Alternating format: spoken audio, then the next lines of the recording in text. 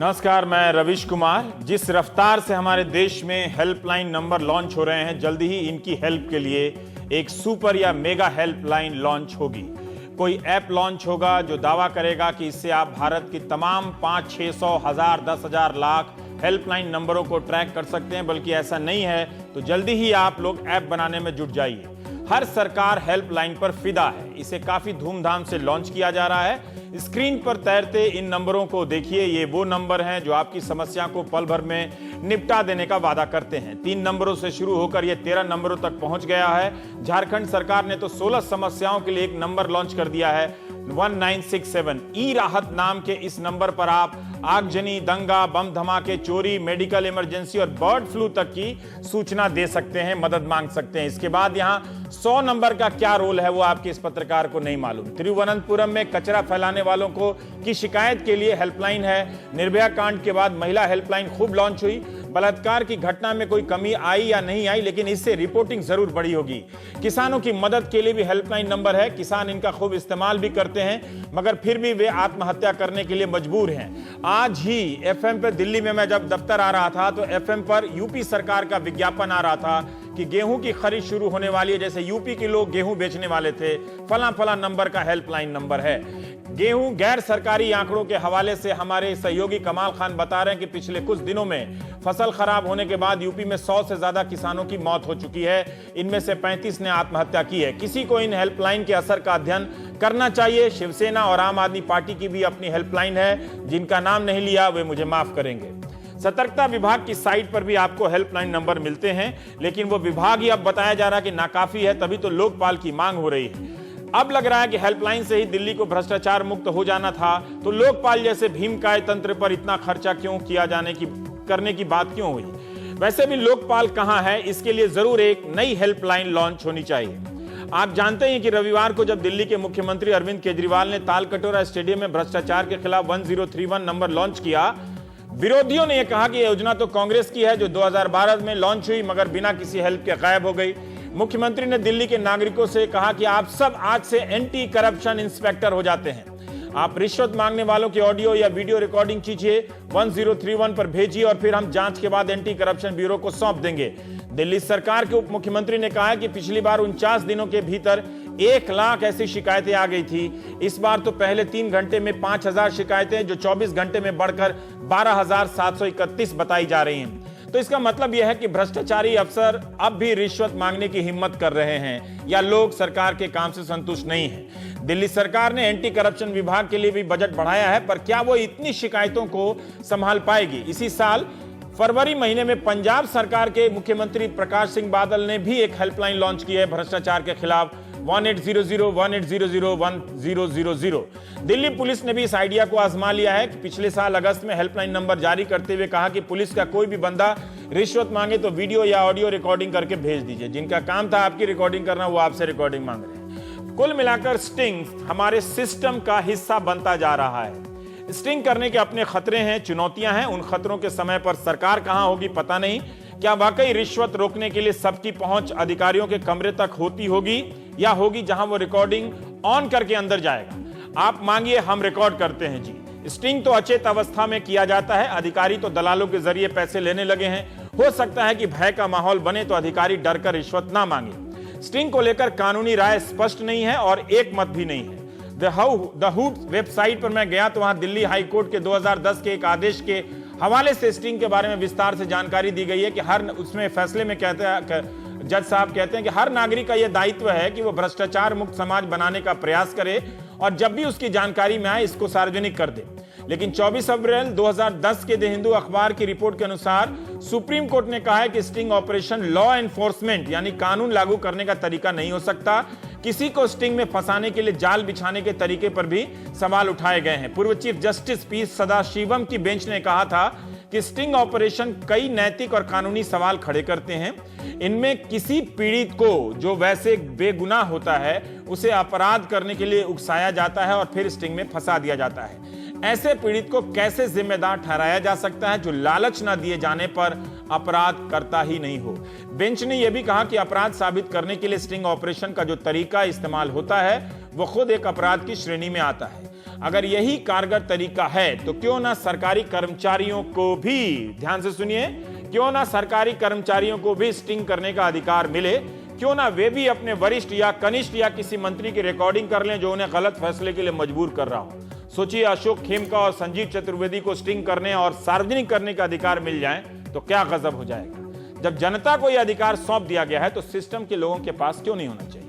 Reverse sting क्यों ना हो? तभी आज का सवाल है कि क्या हेल्पलाइन नंबर और वीडियो ऑडियो रिकॉर्डिंग से हम भ्रष्टाचार मुक्त समाज, या कहें तो दिल्ली, बना सकते हैं? अगर दिल्ली बन गई तो बाकी देश के लिए रास्ता खुल ही जाएगा।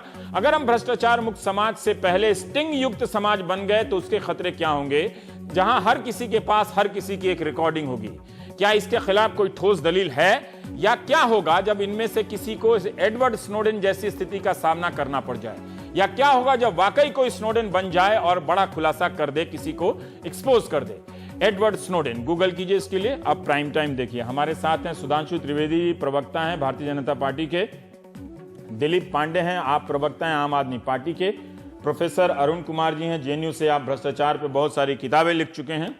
और अंजलि भारद्वाज जी हैं, आप संस्थापक हैं सतर्क नागरिक संगठन और आरटीआई जैसे कानूनी अधिकारों के जरिए भ्रष्टाचार को देखने समझने का, लड़ने का आपको अनुभव है। सत्यश्री गंधम हैं, आप पत्रकार हैं कोबरा पोस्ट से, जो आप लोग स्टिंग करने के लिए विख्यात हैं। दिलीप पांडे जी, आपका स्वागत है।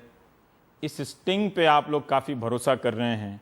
मैं ये जानना चाहता हूं कि आपकी सरकार में किसी क्लर्क को, किसी निचले स्तर के कर्मचारी को अपने वरिष्ठ अधिकारी का स्टिंग करने का अधिकार है? अगर ये मुकम्मल रास्ता है भ्रष्टाचार को चेक करने का तो? एक बात स्पष्ट करना चाहूंगा रवीश जी कि सिर्फ स्टिंग की सुविधा मिल जाने से, स्टिंग कर लेने से हमारी व्यवस्था, हमारा समाज भ्रष्टाचार मुक्त हो जाएगा, ये कहना ठीक नहीं होगा। ये कहना, ये अधूरा सच होगा, ये पूरा सच नहीं होगा। अच्छा, मैं एक चीज और स्पष्ट करना चाहूंगा। हमारे देश में भ्रष्टाचार को रोकने के लिए, गलत कामों को रोकने के लिए तमाम कानून बने हुए हैं और तमाम विशेषज्ञ कानूनों की ये मानते हैं कि कानूनों के होने से चीजें आसान नहीं होंगी, उनका एनफोर्समेंट इंपॉर्टेंट है, उनको प्रभावी ढंग से लागू किया जाना महत्वपूर्ण है। बात एनफोर्समेंट पे आ जाती है। वैसे ही अगर हेल्पलाइन अगर हम लॉन्च कर रहे हैं तो सिर्फ हेल्पलाइन लॉन्च कर देने भर से व्यवस्था ठीक हो जाएगी, ये इंपॉर्टेंट नहीं है। जैसे आपको पता चला होगा कि पिछले 7-8 घंटों में भी 12,000 कॉलें आ गई। उन 12,000 कॉल्स के आ जाने से व्यवस्था ठीक हो जाएगी, ऐसा नहीं है। पिछली बार भी जब ये हेल्पलाइन नंबर लॉन्च हुआ था, 7 घंटे में 8-10,000 कॉल्स आ गई थी, 24 घंटे में 24,000 के आसपास कॉल्स आ गई थी।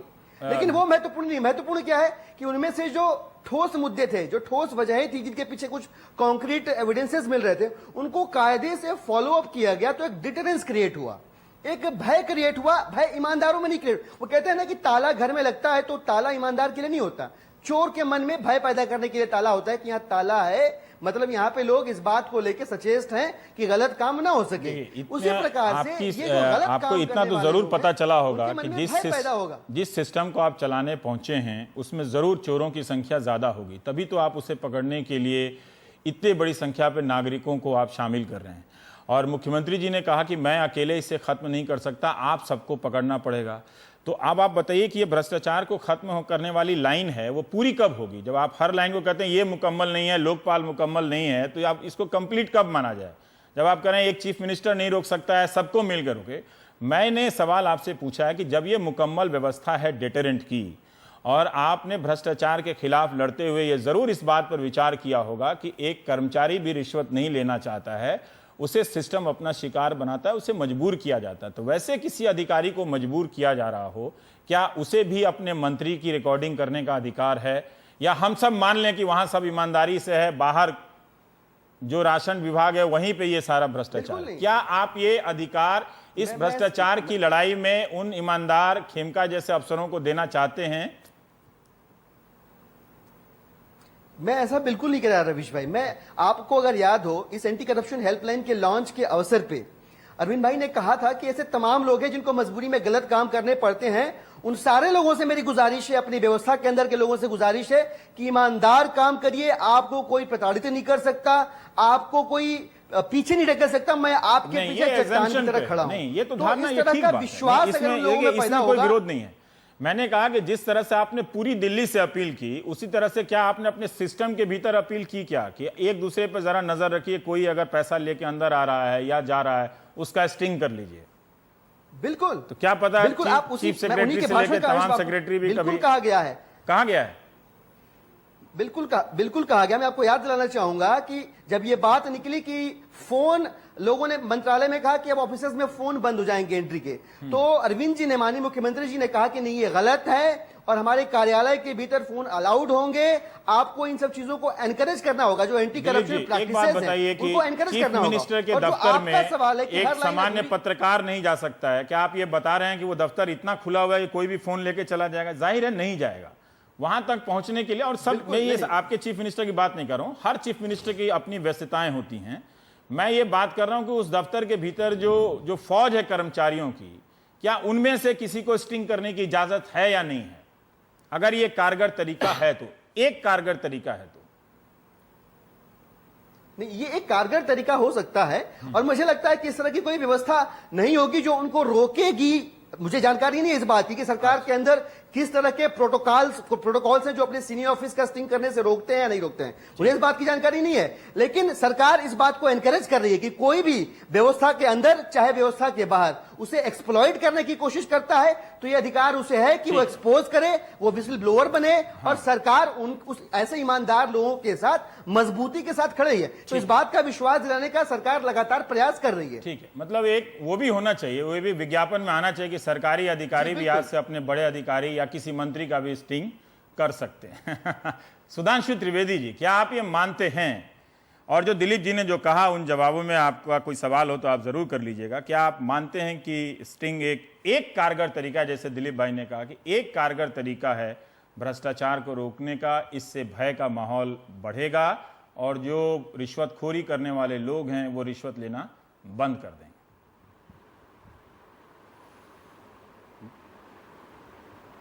देखिए, जो बात दिलीप जी ने कही उसके एक अंश से तो मैं सहमत हूं कि केवल और केवल स्टिंग के द्वारा भ्रष्टाचार से नियंत्रण नहीं किया जा सकता। मगर ये जो स्टिंग की संस्कृति आई है, मेरा मानना है कि इससे समस्या का निदान का उद्देश्य कम था, सनसनी पैदा करने का उद्देश्य अधिक था।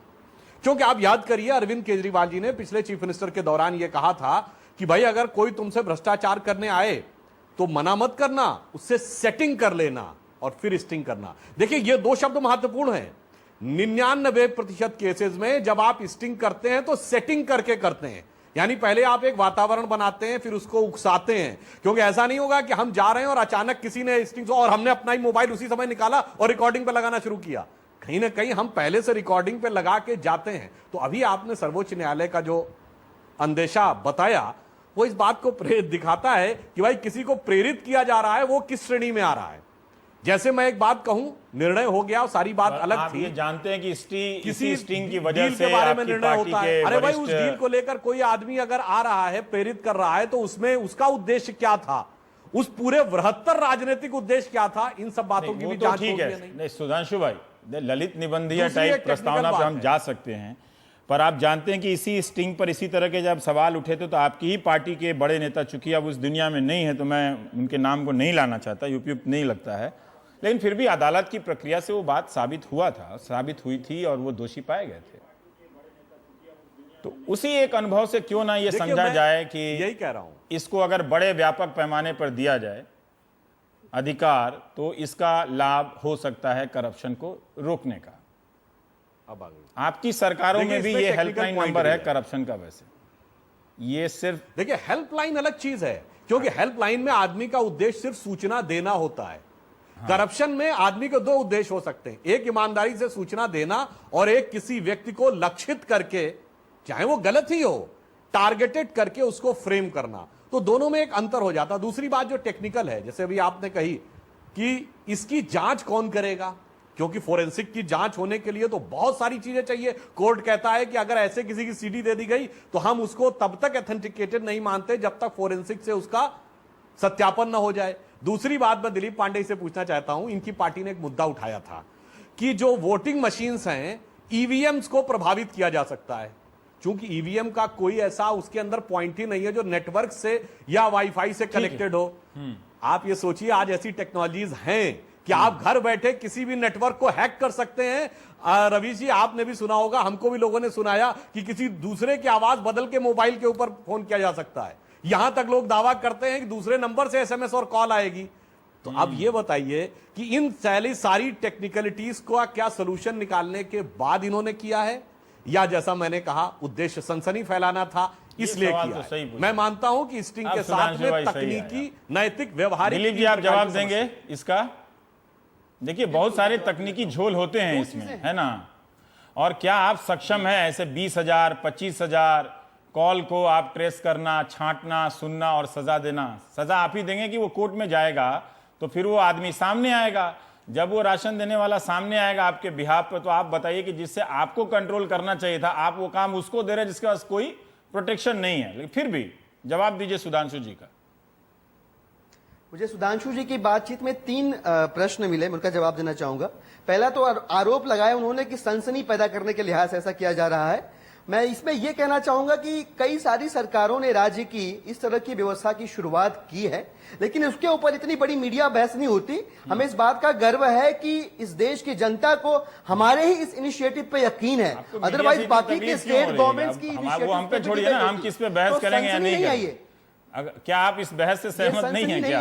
ये विश्वास है लोगों का, इसके लिए इसके ऊपर चर्चा हो रही है, बाकी किसी के ऊपर चर्चा नहीं हो रही है। Point number 2। दूसरी बात मुझे आपत्ति है सुधांशु जी के, उन्होंने कहा कि भले ही आदमी गलत हो, टारगेट करके फ्रेम किया सकता है। हाँ, एक सेकंड, उनको दिलीप को जवाब एक मिनट मैं बता देता हूं सुधांशु जी मैं जवाब दे देता हूं।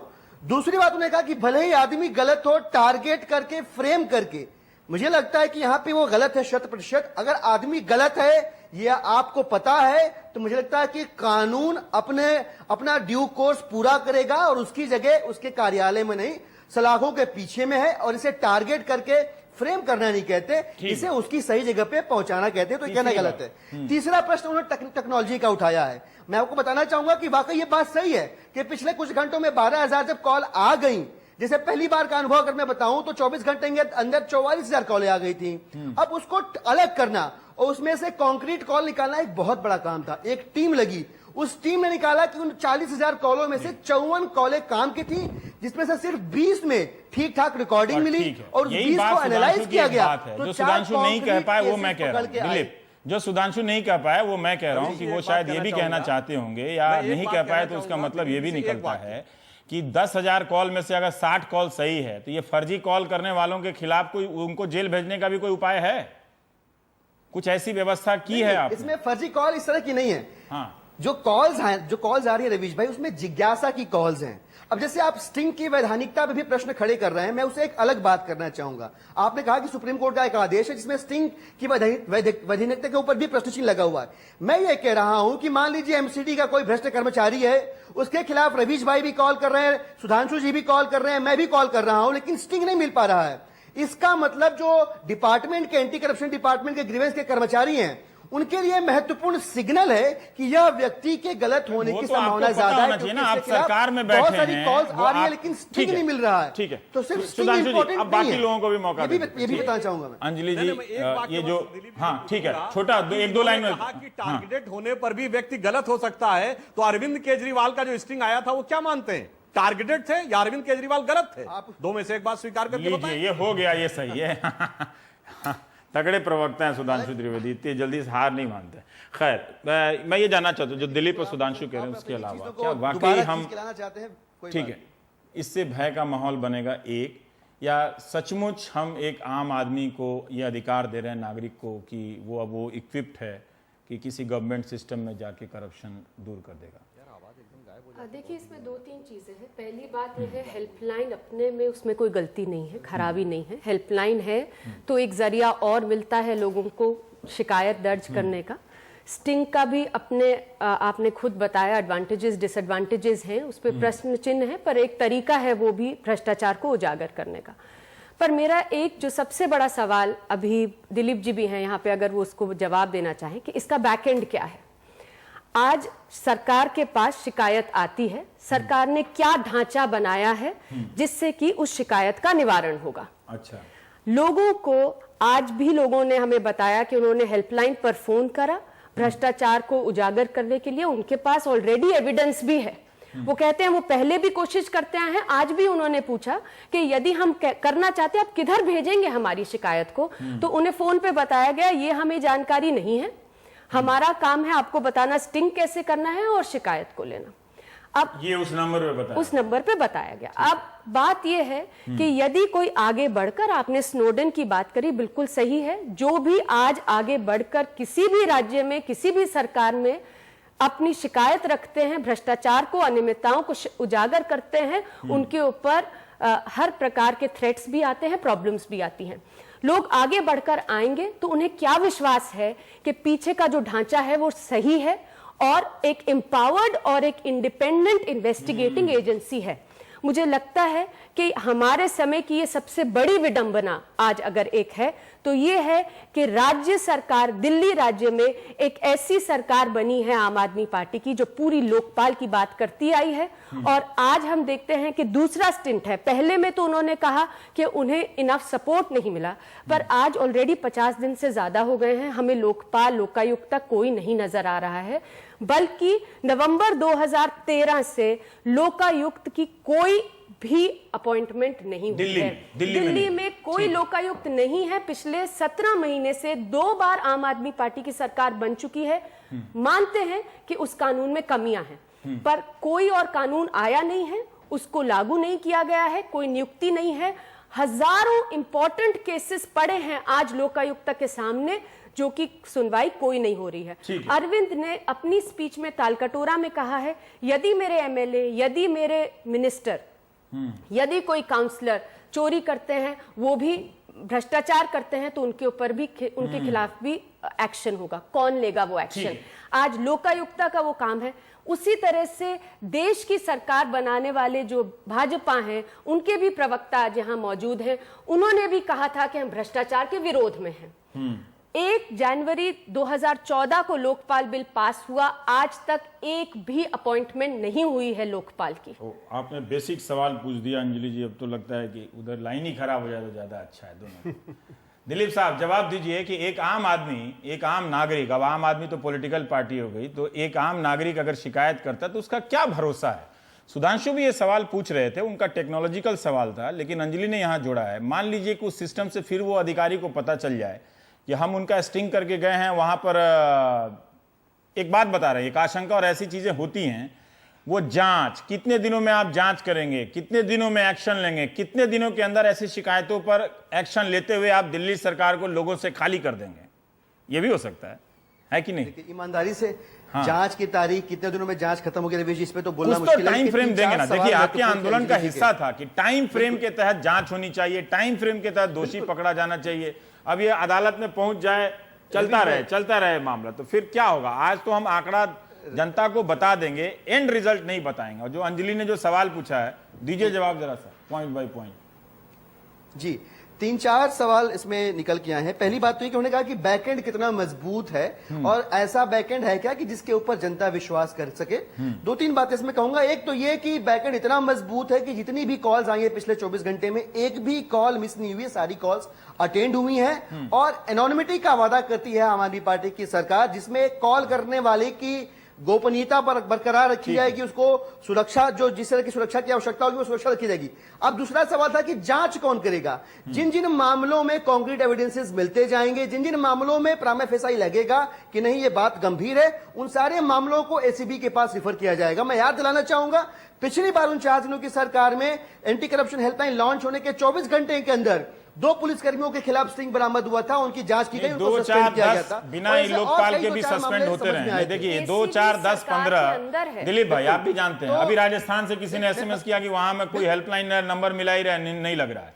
2, 4, 20 सस्पेंड पहले भी होते रहे। मुझे इस बात का जवाब दीजिए कि क्या ये लोकपाल, जन लोकपाल, लोकायुक्त का वैकल्पिक सिस्टम है, वो नहीं ला सकते तो आप इसको ला रहे हैं? उस पे भी आता हूं मैं। ये नहीं, आप प्लीज मुझे पूरा कर लेने। एक एक करके हर सवाल का जवाब दूंगा। मैं 2 सवालों का जवाब दिया मैंने। उनका तीसरा सवाल था कि अभी किसी ने कॉल किया, पता चला कि उन्होंने ये कह दिया कि नहीं यहाँ तो स्टिंग की जानकारी देंगे और ये सब चीजें। मैं बताना चाहूंगा कि ग्रीवेंसेस को एड्रेस करने के लिए आम आदमी पार्टी की सरकार में ग्रीवेंसेस का अलग मैकेनिज्म है। पीजीएमएस एक सिस्टम बना हुआ है जिसके तहत ग्रीवेंसेस को कंसर्न डिपार्टमेंट्स में फॉरवर्ड किया जाता है और उनको एड्रेस किया जाता है। ये जो हेल्पलाइन है ये एंटी करप्शन प्रैक्टिसेस को एनकरेज करने के लिए है, जिसमें आपको समझाया जाता है, सिखाया जाता है, बताया जाता है कि कोई गलत काम कर रहा हो तो उसको सलाखों के पीछे पहुंचाने में सरकार आपकी मदद कैसे कर सकती है। इसका एक लिमिटेड स्कोप समझना जरूरी है। अभी तक की जो लड़ाई थी वो ये थी कि एक इंडिपेंडेंट बॉडी होनी चाहिए। लोकपाल की पूरी मांग इसलिए उठी थी, सीबीआई भी पहले था हमारे पास। लोकपाल की मांग इसलिए उठी थी कि जब सरकार के नीचे ही एक ढांचा बना हुआ है वो सही से भ्रष्टाचार के ऊपर काम नहीं कर सकता। आज क्योंकि आम आदमी पार्टी की सरकार है, क्या हम ये मान ले कि अब उस ढांचे की जरूरत नहीं है? क्योंकि लोकायुक्त और लोकपाल की जरूरत तो इसलिए थी कि वो सरकार के दबाव के नीचे नहीं होंगे। एसीबी तो सरकार के नीचे ही है। मैं आपकी बात से मैं समझ गया। आप ऐसा बिल्कुल ना माने कि लोकपाल की मांग खत्म हो गई, कि आम आदमी पार्टी का जन्म एक जन आंदोलन से हुआ जिसकी मुख्य मांग थी जन लोकपाल। तो जन लोकपाल बिल और स्वराज बिल आने वाले सत्र में वो पास होने वाले हैं, वो पास किए जाएंगे। और अब तक का जो लोकपाल बिल हमारे पास टेबल पे पड़ा हुआ था, केंद्र सरकार के द्वारा दिया गया, हम उसको टूथलेस मानते हैं। हमारा ये यकीन है कि वो लोकपाल बिल किसी काम का नहीं है। तो आप बिल्कुल ऐसा ना समझे, दिल्ली की जनता बिल्कुल ऐसा ना समझे कि वो लोकपाल बिल नहीं पास किया जाएगा, ठंडे बस्ते में चला गया है। यह एक उपाय है, ऐसे तमाम उपाय करने पड़ेंगे। सुधांशु जी जरा और सब्र कर लीजिए, अभी 2 मेहमान मल्टी प्रॉन्ग्ड स्ट्रेटजी की आवश्यकता है। हम ये जानना चाहते हैं कि अगर स्टिंग इतना ही जरूरी हो गया है, ये सबको देके एक खास तरह का स्टिंग कल्चर बना दिया जाए, जहां आपसे बात होती है मैं रिकॉर्ड कर लूं, आप मेरा रिकॉर्ड कर लें, दूर हो जाएगा भ्रष्टाचार? दूर हुआ है ये हेल्पलाइन नंबर से? नहीं, देखिए सवाल उठता है कि भ्रष्टाचार है कितना।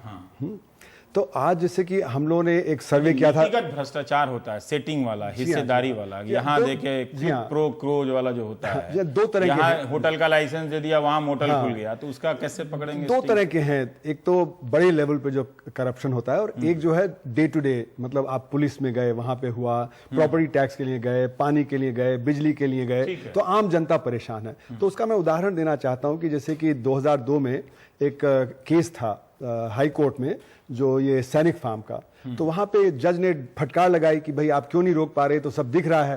तो वहां पे लॉयर ने खड़े होकर कहा कि अब एक भी ऑनेस्ट इंजीनियर हमारे जो पीडब्ल्यूडी में नहीं बचा।